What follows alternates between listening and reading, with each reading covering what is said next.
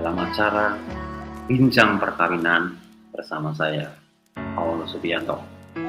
Baik, semoga semua dalam keadaan sehat dan semangat. Hari ini kita akan mengambil tema orang Katolik kok bisa cerai? Suatu pertanyaan yang sering muncul ya, terutama di kalangan umat Katolik. Saya akan menyampaikan satu cerita atau kisah seorang yang sampai ke saya.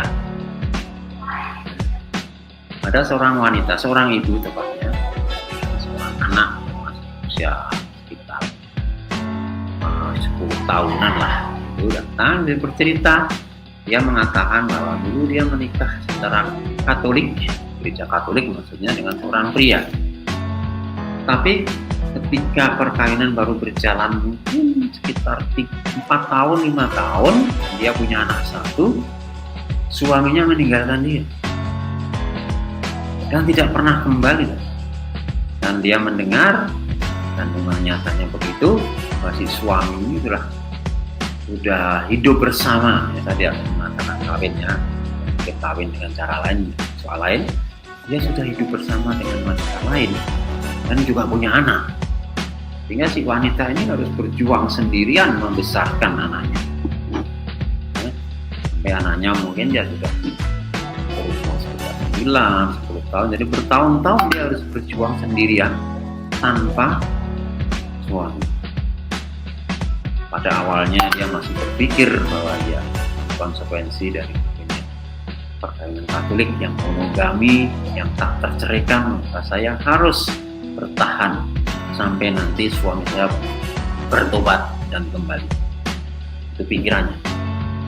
Tapi dalam perjalanan waktu, suatu hari dia ketemu seorang pria yang menurut dia baik dan bersedia menjadi suaminya dan menjadi bapak dari anak satuannya.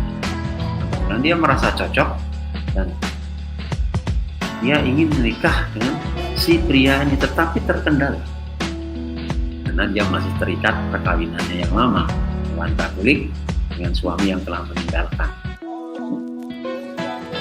Dia cukup bimbang dengan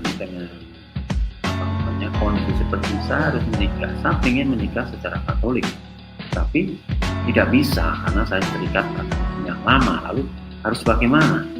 Ada kebimbangan di satu sisi. Ya sudahlah, saya akan tetap seperti ini, bertahan dengan seperti ini karena kaki saya ini adalah salib yang harus saya panggul, atau saya memilih lain, kawin tidak secara Katolik, dan ini ternyata tidak sesuai dengan hati nurani. Misalnya kalau saya menikah, saya harus secara Katolik, karena saya orang Katolik dan saya percaya dengan sakramen.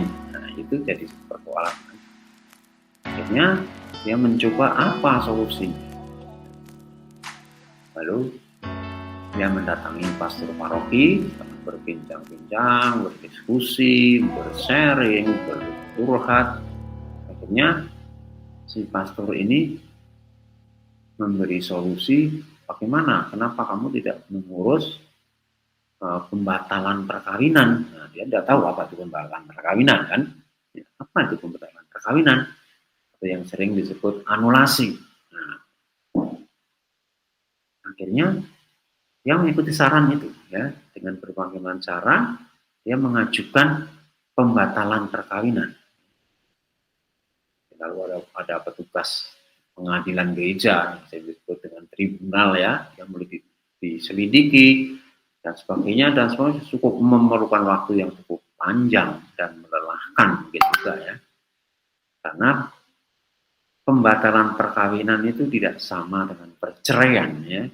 Jadi kalau pembatalan itu ditinjau ulang perkawinan yang sudah berlangsung itu, nah nanti kalau menemukan hal-hal yang membuat alasan menjadi alasan bahwa perkawinan ini ada hambatan, ada halangan, ya, lalu akan diputuskan bahwa perkawinan yang dulu itu tidak sah atau dalam arti dibatalkan keabsahannya. Itulah yang disebut anulasi. Jadi bukan perceraian, ya. Walaupun kelihatannya sama tapi berbeda. Kalau perceraian kan semua orang berhak menceraikan suaminya atau istrinya. Ya, kalau merasa tidak cocok, dia datang ke pengadilan agama, lalu mendaftarkan, ya, bahwa saya mau menceraikan istri saya atau saya mau menceraikan suami saya dengan alasan begini-begini, lalu ada pengadilan dan ada putusan, itu kan perceraian. Jadi saya bisa menceraikan orang, menceraikan pasangan.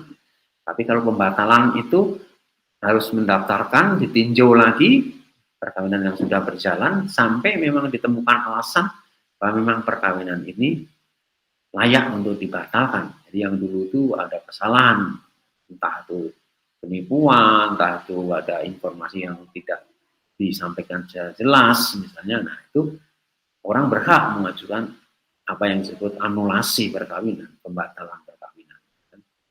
Sampai akhirnya si ibu ini benar ya setelah itu, apalagi dengan fakta yang nyata sekarang si suami sudah tidak mungkin disatukan lagi, ya, karena dia sudah menikah dengan cara yang berbeda dan sudah punya anak. Kan bagaimana mau menyatukannya? Dia sudah sulit untuk perkawinan ini sudah tidak bisa disatukan lagi. Mungkin juga salah satu alasan ya. Ya untuk apa? Untuk apa kalau perkawinan sudah tidak bisa disatukan? Ya, tidak ada cara lain kecuali dibatalkan. Supaya apa? Supaya perkawinan ini tidak menghalangi orang lain untuk menemukan kebahagiaan hidupnya.